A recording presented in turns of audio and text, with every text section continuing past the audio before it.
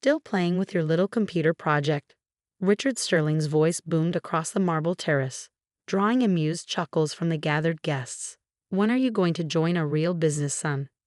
I gripped my champagne glass tighter, keeping my expression neutral as my father-in-law approached. The pristine lawn of his Hampton estate stretched out behind him, a testament to the wealth he never failed to flaunt. My software company is doing well, actually, I replied, trying to maintain my composure.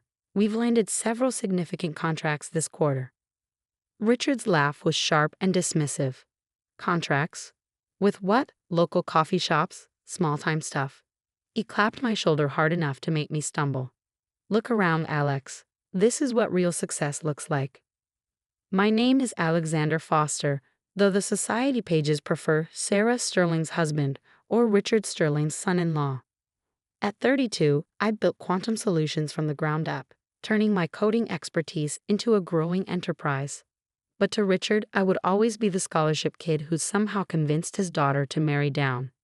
Dad, please, Sarah interjected, appearing at my side with the perfect timing she developed over our 5 years of marriage. It's your birthday party. Let's not talk business. Richard waved his hand dismissively. I'm trying to help him, princess. Someone needs to show him how the real world works. He turned back to me, eyes sharp despite the champagne he'd been drinking. The offer to join Sterling Enterprises still stands. We could use someone in it. It, like what I did, was the same as fixing printer problems. I opened my mouth to respond, but Sarah's gentle squeeze of my arm stopped me. We'd had this conversation before. Richard Sterling didn't listen to explanations or facts. He only respected one thing: power. Thank you, but I'm happy where I am, I said instead, raising my glass in a mock toast. Your loss, Richard shrugged, already turning away to greet another guest. Just don't come crying to me when your little startup fails. As he walked away, Sarah leaned close. I'm sorry, she whispered. You know how he gets at these events. I did know. Every family gathering was an opportunity for Richard to remind me of my place in his world, somewhere far below him. The fact that Sarah had chosen to marry a computer nerd instead of the hedge fund manager he picked out for her still rankled him 4 years later. It's fine, I assured her, though we both knew it wasn't. Go mingle. Your mother's been trying to catch your eye for the last 5 minutes. Sarah hesitated, torn between supporting me and fulfilling her social obligations. Are you sure? Go, I smiled. I need to check some emails anyway. She kissed my cheek and moved away, instantly transforming into the perfect socialite daughter her parents had raised.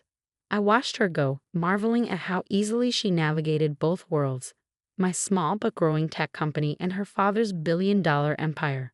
Finding a quiet corner of the terrace, I pulled out my phone. There were several messages from Marcus, my lead developer, all marked urgent. Boss, you need to see this. Google just responded to our proposal. My heart skipped a beat. We'd been in talks with Google's cloud division for months, a potential contract that would change everything. With trembling fingers, I opened the attached document. As I read, the sounds of Richard's lavish party faded away. The contract terms were beyond what we'd hoped for. Google wasn't just interested in our security protocol. They wanted to integrate it across their entire cloud platform. Call me ASAP, I texted Marcus. Seconds later, my phone buzzed. This is real, right? I asked as soon as he picked up. You've verified everything. Triple-checked, Marcus confirmed. Their legal team sent over the preliminary contracts an hour ago.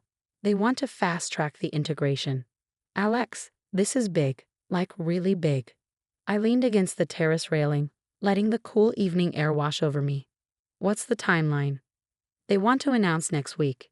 Full press release, joint statement, the works. You'll need to fly out to Mountain View to sign the final papers. Next week? I ran a hand through my hair. That's fast. That's Google, Marcus laughed. When they want something, they move quick. Oh, and there's more. Apple's team reached out right after. Apparently, word got out about the Google deal. They want to discuss potential collaboration. I closed my eyes, thinking of Richard's condescending smile. Small-time stuff, he called it. Send me everything, I said. And Marcus, great work. Thanks, boss. Want me to start on the Apple proposal? Not yet. Let's keep that quiet for now.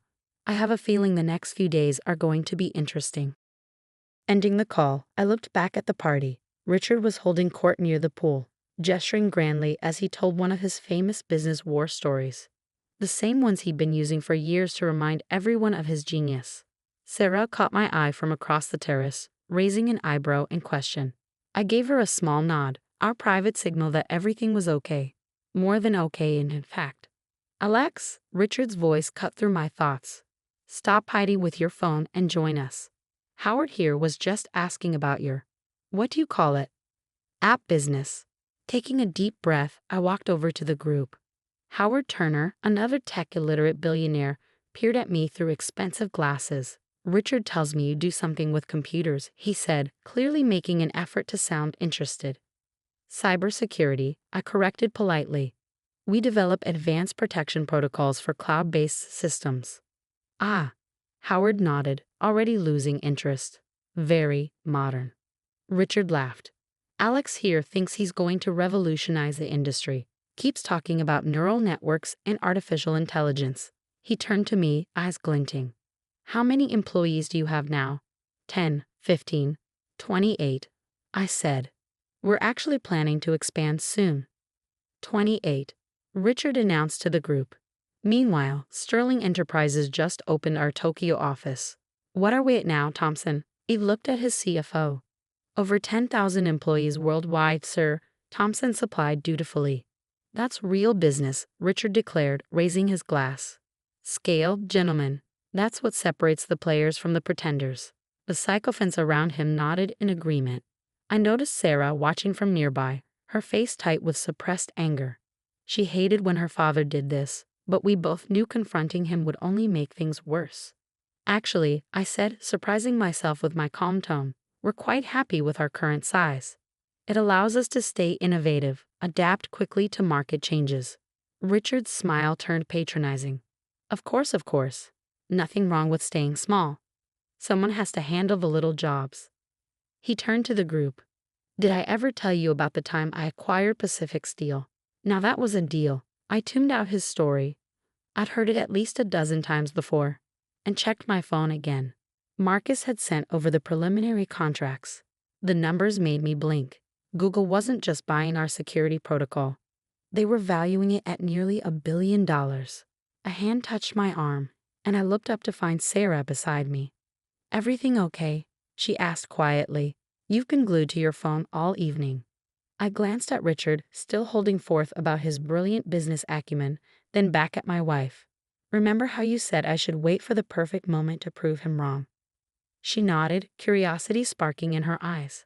I think that moment's coming. Soon. Before she could ask more questions, Richard's voice rose again.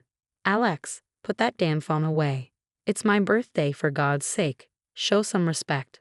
I slipped the phone into my pocket, remembering Sarah's constant advice. Patience. The right moment would come. The next few days passed in a blur of preparations. While Richard's birthday celebration dominated the social pages, Tech Titan's magnificent milestone, my team and I worked around the clock finalizing details with Google's legal team. Sarah knew something was happening but didn't press for details. She understood the importance of timing, especially when it came to her father. Just promise me you'll record his reaction, she said one evening as we got ready for bed. Whatever it is you're planning. I kissed her forehead. You'll have a front row seat. The following Wednesday, Richard summoned us to a family dinner at his penthouse. These dinners were regular events, opportunities for him to remind everyone of their place in his carefully ordered world. Bring your appetite, he texted. And Alex, try to dress appropriately this time, no startup casual. Sarah rolled her eyes when I showed her the message. One of these days he's going to realize that Mark Zuckerberg changed the rules about business attire. I adjusted my tie, Hermes, a gift from Sarah, and smiled. Maybe sooner than he thinks. The elevator ride to Richard's penthouse was silent, both of us lost in our own thoughts. Sarah was worrying her lower lip, a sure sign she was nervous about something. What is it? I asked. She sighed. Dad's been meeting with venture capitalists lately. I overheard Mom talking about it. I think he's planning to launch his own tech division. I raised an eyebrow. Really? He keeps talking about showing these Silicon Valley upstarts how real business is done. She touched my arm. Just be careful, okay? When Dad feels threatened, he can be ruthless. I covered her hand with mine. Trust me. The doors opened directly into Richard's magnificent foyer, where Thompson, ever the loyal CFO, was waiting to greet us. Miss Sarah, Mr. Foster, he nodded. Mr. Sterling is in his study. He'd like a word with Alex before dinner. Sarah squeezed my hand before heading toward the dining room. I followed Thompson down the hallway, each step muffled by priceless Persian carpets. Richard's study was designed to intimidate, all dark wood and leather, with floor-to-ceiling windows overlooking the city he considered his personal kingdom. He stood at the window, silhouetted against the sunset, deliberately making me wait. Alex, he finally said, not turning around. Have a seat. I remained standing. You wanted to see me. He turned then, a familiar smirk playing at his lips. I've been thinking about your situation. Thompson, give us the room. Once we were alone, Richard settled into his leather chair, steepling his fingers. I'm going to make you an offer, Alex. A generous one, considering the circumstances. Oh. He pushed a folder across his desk. Sterling Enterprises is launching a new division, Sterling Tech. We're acquiring promising startups, building a real presence in the digital space. His emphasis on real was unmistakable. I'm prepared to offer you a position as a junior VP, and we'll absorb whatever assets your little company has. I didn't touch the folder. And if I'm not interested? Richard's smile turned cold. Then you should know I've been talking to some very interesting people. People who might be willing to compete directly with whatever services you're offering. With proper funding, of course. Are you threatening me? Threatening, he laughed. No, just having a father-son chat. Looking out for your best interests. He leaned forward. The tech world isn't like other businesses, Alex. It's cutthroat. A small operation like yours. Well, accidents happen. Systems fail. Clients lose confidence. I felt a surge of anger but kept my voice steady. I'll think about it. Don't think too long, Richard warned.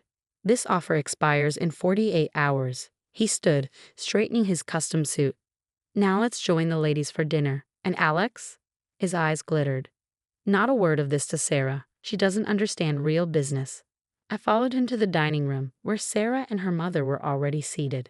Eleanor Sterling looked up from her perfectly arranged place setting, her smile as artificial as the flowers in the centerpiece. Alex, darling, she cooed. Sarah tells me your little company is doing well. Very well, I replied, taking my seat. In fact, I have some news to share. Richard's hand tightened on his wine glass. Perhaps business can wait until after dinner? Actually, I said, pulling out my phone, this can't wait. The press release goes live in about 3 minutes. Sarah sat up straighter, her eyes sparkling with anticipation. Even Eleanor looked curious. Press release? Richard scoffed. What could possibly? He was cut off by the simultaneous chiming of phones around the table. Sarah was the first to read it, her face breaking into a radiant smile. Google acquires Quantum Solutions security protocol in billion-dollar deal, she read aloud. Pioneering AI-driven security system to be implemented across Google Cloud platform. Richard's face went pale. What? There's more, Sarah continued, her voice growing stronger. Deal includes exclusive partnership for future development, with Quantum Solutions CEO Alexander Foster joining Google's advisory board. Eleanor's phone slipped from her fingers, clattering against fine china. Richard grabbed his own device, fingers trembling as he pulled up the announcement. This is impossible, he stammered. You're nothing but a small-time operation. I corrected him. We've actually been anything but small-time for a while now. Our client list includes some names you might recognize. I started counting off on my fingers. Microsoft, Oracle, IBM. Oh, and Apple just reached out this morning. The color had completely drained from Richard's face. The mighty Richard Sterling, who'd built his fortune buying and breaking companies, looked like he might be sick. But the offer I just made. To acquire my company, I smiled. Sorry, but Google's offer was a bit more generous, and they don't make threats about accidents happening to their partners. Sarah's sharp intake of breath told me she'd caught the implications. Her eyes narrowed as she looked at her father. Dad, what did you do? The silence that followed Sarah's question was deafening.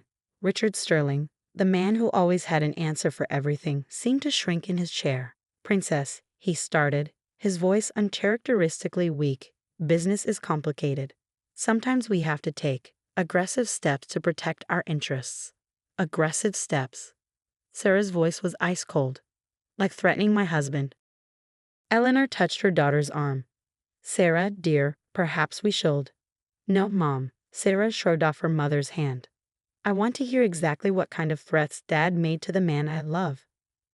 I pulled out my phone again, pressing play on the recording I'd secretly made in Richard's study. His voice filled the dining room, crystal clear as he detailed his plans to sabotage my company if I didn't accept his generous offer. Eleanor gasped. Richard's face, already pale, turned almost gray. "You recorded me," he sputtered. "Of course I did," I replied calmly. "I've learned a lot from you over the years, Richard. Like how to always protect yourself in business dealings.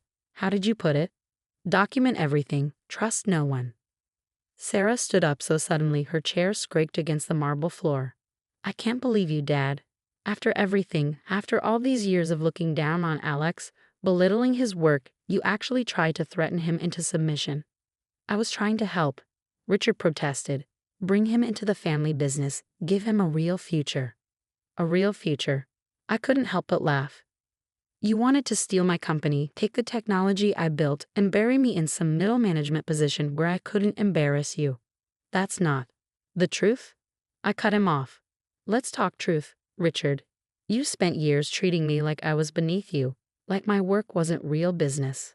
But while you were busy mocking my little computer project, I was building something revolutionary, something Google values at over $1 billion. Thompson, who had been hovering near the door, made a choking sound. Richard shot him a venomous look. "Get out," he snapped at his CFO. "And if I hear one word of this conversation." "Actually," I interrupted, "Thompson should stay. He'll want to hear this next part." I pulled up another document on my phone, sliding it across the table. Thompson picked it up, his professional mask cracking as he read. "Sir," he said, voice shaking, "you should see this." Richard snatched the phone, his eyes scanning rapidly. "What is this?" "A list of companies looking to integrate our security protocol," I said. "Notice anything interesting about the third one down?" His face went from gray to red. "Sterling Enterprises, that's impossible. We never." "Your Tokyo office reached out last month," I explained. "They've been having some security issues, data breaches, system vulnerabilities. Things that could be very embarrassing if they became public." Richard slammed the phone down. "You're bluffing." "Am I?" I pulled up another email. "This is from your head of Asia operations. Should I read it aloud?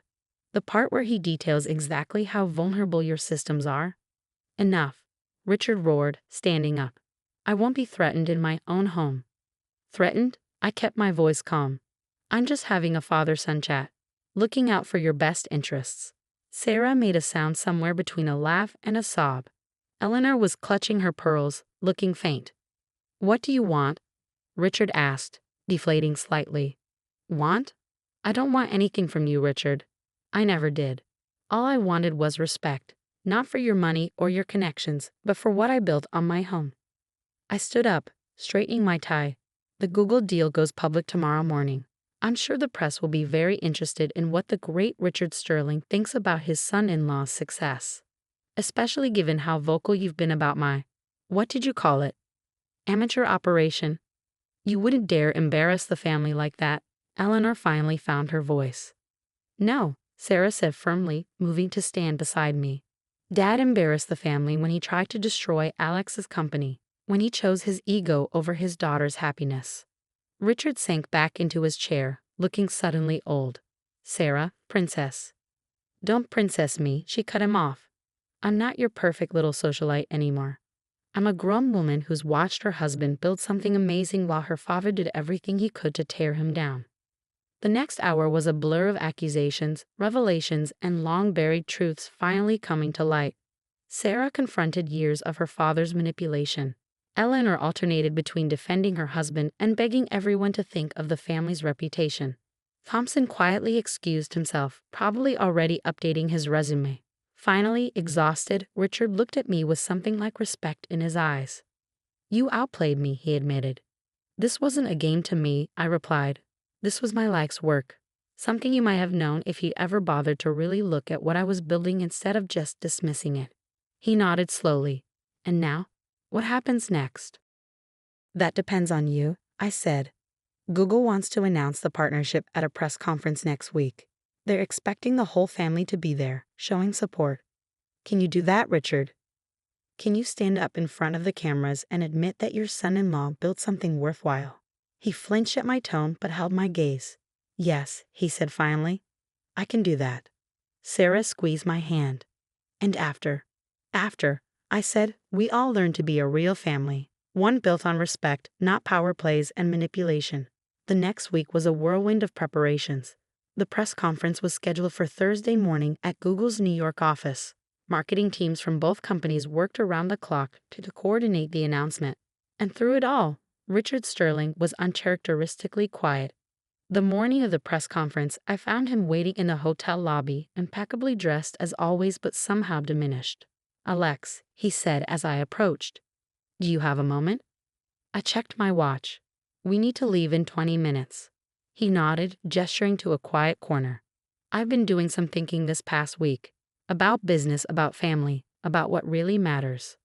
And I was wrong. The words seemed to physically pain him. Not just about your company, but about you. I was so focused on what I thought success should look like that I couldn't see it taking a different form. I studied him carefully, looking for signs of manipulation.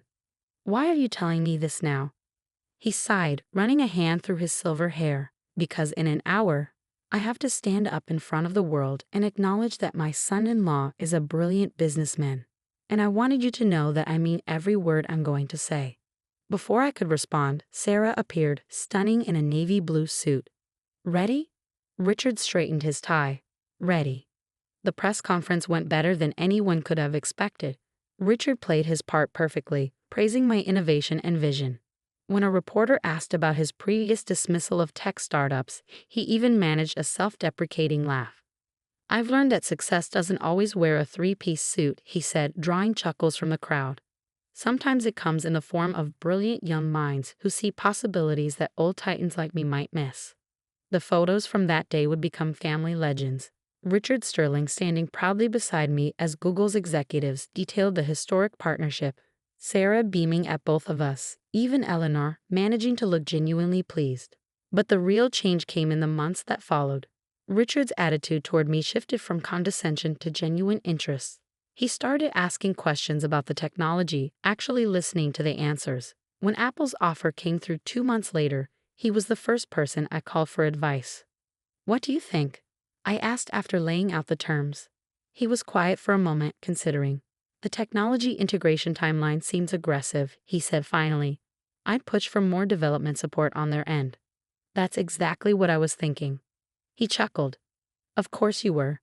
You've got good instincts, Alex, better than mine in some ways. 1 year after the Google announcement, Sarah and I hosted a dinner party at our new home. A penthouse not quite as grand as Richard's, but with a better view. The guest list included key members of both our teams, celebrating the successful launch of our latest security protocol. Richard arrived early, carrying a carefully wrapped package. What's this? I asked as he handed it to me. Open it, he said, looking almost nervous. Inside was a framed article from the Wall Street Journal. Tech visionary Alexander Foster revolutionizes cloud security. But it wasn't the headline that caught my eye. It was the handwritten note beneath it. To my son, not in-law, just son, who taught me that real business isn't about size or scale or power. It's about vision, innovation, and the courage to build something new. I'm proud to be part of your family. Richard. Sarah, reading over my shoulder, wiped away a tear. Richard cleared his throat gruffly. Yes, well, he said, clearly uncomfortable with the emotion of the moment. Just wanted you to have that. Now, where's the champagne? We have success to celebrate. As I watched him move through the party, chatting easily with my team members, I thought about how much had changed. The mighty Richard Sterling had learned humility. The tech titan had learned to respect innovation. And most importantly, a father had learned to love and accept his son. Happy? Sarah asked, slipping her arm through mine. I looked around at our gathered family, both blood and chosen, and smiled. Very. You know, she said thoughtfully, I never did get to see Dad's face when he dropped that champagne glass at his birthday party. No, I agreed, but I think what we got instead was better. Later that night, after the guests had gone and Sarah had gone to bed, I found Richard standing on our terrace, looking out at the city lights. Quite a view, he said as I joined him. Better than yours. He laughed. Different. Like everything else these days. He turned to face me. You know, when Sarah first brought you home, I thought she was making a mistake. A scholarship kid with big dreams and no connections. I couldn't see how that would fit into the world I built. And now? Now I realized she wasn't trying to fit into my world. She was helping build a new one. A better one. He raised his glass. To new worlds. I clinked my glass against his. To family. To family, he agreed. And Alex, thank you for not destroying me when you had the chance. I know I deserved it. That's not what family does, I said simply. He nodded, understanding in his eyes. We stood there in comfortable silence, two men who had moved past being enemies or even in-laws to become something we both needed more. Father and son. The city stretched out below us, a glittering tapestry of lights and possibilities. Somewhere out there, other dreamers were building their own empires, fighting their own battles. But here, on this terrace, the war was over. The empire wasn't divided, but expanded, strengthened by the very differences that had once threatened to tear it apart. Richard Sterling had finally learned that real business, like real family, isn't about power or control. It's about building something together, something bigger than ourselves. Something that could change not just an industry, but the people within it. And that, as it turned out, was the greatest success of all.